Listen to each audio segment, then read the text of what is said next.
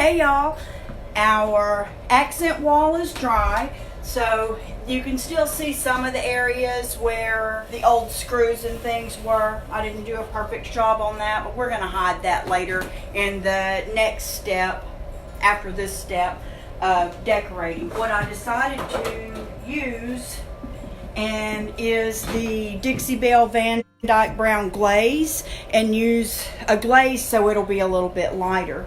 And I'm just gonna apply that with this cheap chip brush. Let me see if I can get my ladder here to where we can put that on together, because we know I'm gonna need it in a minute. We always try to work in odd numbers and things like that. So I'm right now thinking that I'm gonna go with 8 of these stencils, but since they're a little smaller than I thought, we'll wait till everything dries today. But even this, my little thing's not quite big enough for it, and so if you were doing this, you would need to be very careful when you're putting this down. Even if this smears a little bit, it's not going to matter on here, because we're going to cover some of that up with our stencil anyway. Where'd I put that Van Dyke Brown? Here it is. So I've just got this on top of the ladder right here, and I've already got my mud out in that tray right there, the Dixie Belle mud. And if y'all are looking for Dixie Belle products, they are on my website, which is sisterhoodofthetravelingbrush.com, or I can add a Dixie Belle affiliate link in there. But I decided it would be better, maybe. I liked the way this color looked against that, where it's going to be kind of light. And I liked the idea of going with a glaze rather than a more solid paint. So I'm going to try now, holding my brush this way, to lightly just touch on all the top parts. This would probably have been better if I used a little roller and rolled it on. But I didn't want to go digging through my stuff looking for a little roller, so we'll see whether I regret this now and have to go looking for one. If there's a little smears and stuff, that's only going to add to the character of this. If that was more important, then I would have went and looked for the roller and taken a little more time to be careful on that. But in this instance, my love of speed is working. Okay, I'm going to turn it around where y'all can see. This is about the center of the wall right here. So I'm going to want to go, and I'm thinking about how things will be on this wall, and I'm going to be staging furniture, so most of that's going to be about this tall or taller. And what we don't want, since I'm going to do 5, is one in the center and one on each side like that, to where you can see something to it. But I'm going to want at least most of this to show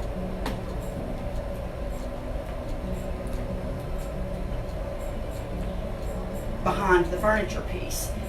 If you were doing this in a dark color and you wanted all of it to show and all of it to be really good, it would have been important to come from the ceiling down with your, and I'm just kind of pushing solid here, come from the ceiling down with your tape measure and measure down to, say, this is probably 32 inches.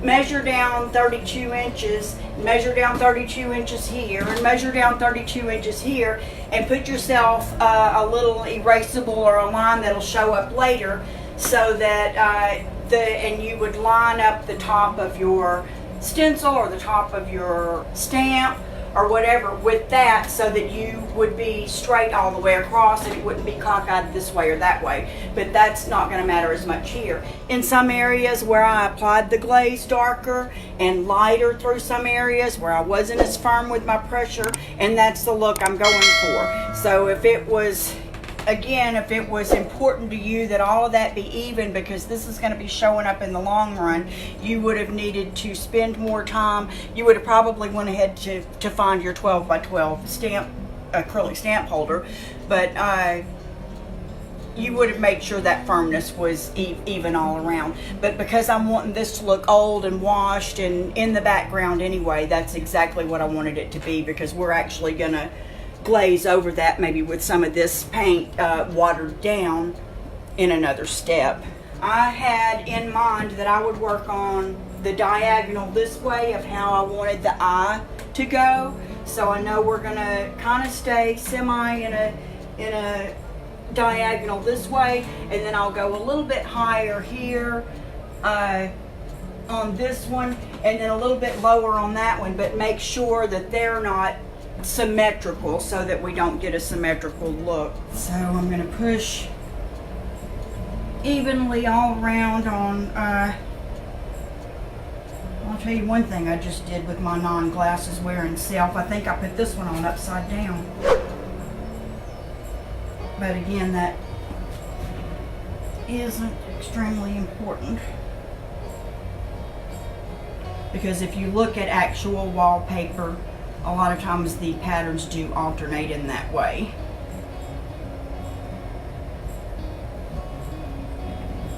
Straight off with it.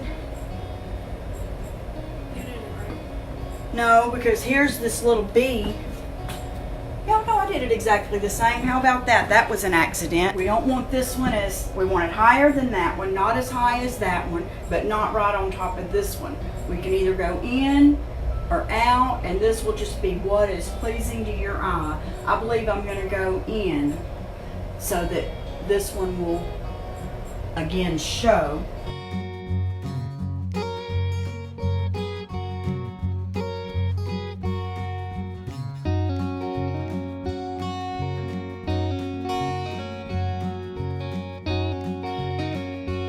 This is the stencil we're going to use. I just love this stencil. I've used it several times before on other projects. Not wanting to pile the mud on here too thick, but I am, since I don't have a table sitting here right beside me to get all my tools and everything, I am wanting to get enough on here to put my stencil on and have it do the whole stencil. So I'm not wanting so much that like it's falling all on the floor and I'm thinking, what in the world am I going to do with all that?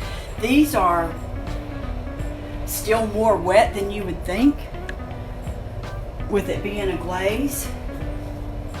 So I'm wanting this to overlap that a little bit. And if you wanted to tape your stencil down, you could tape your stencil down. I'm just going to hold on to mine and move across it. And I still got mud on the floor.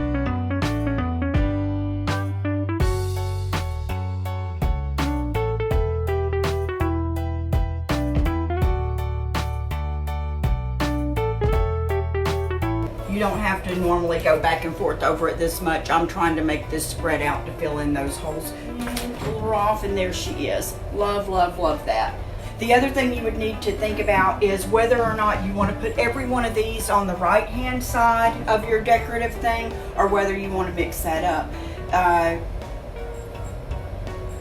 And I think I'm going to mix it up. And the normal me with my right-brained self wants all of them to be the same and to do it on the right-hand side, but the decorative part of me right now feels like the next one needs to be on the left-hand side of this. So I'm going to make that command decision right now, and I'm going to put it on the left.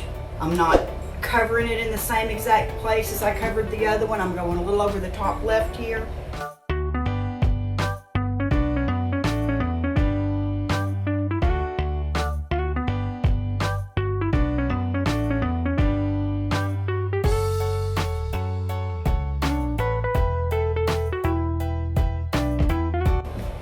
Out.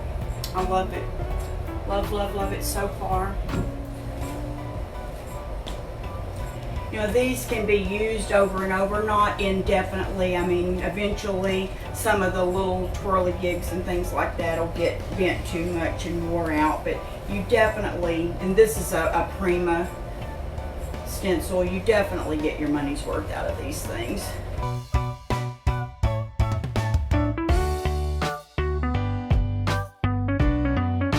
I think we're definitely gonna need something else down in that bottom corner, but what I may do is use either 1.5 more of the stamp, or either use the smaller stamp pieces and then come back and just use the top part or the bottom part of the stencil, because just like we did with the stamp without using all the pieces, we don't have to use every bit of the stencil just because we can get it out. So we can make it look like, you know, maybe water came up 2 or 3 times on this building or whatever and washed away some of that stencil and some of the stamp down there.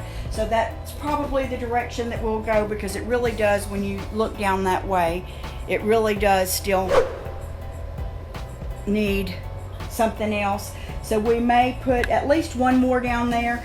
If we could put the top of one down toward the bottom and the bottom to one up toward the top right in this area, I believe that would even it out a little bit better. What I intend on doing is using the trowels and just putting the mud random here and there just to give it some texture.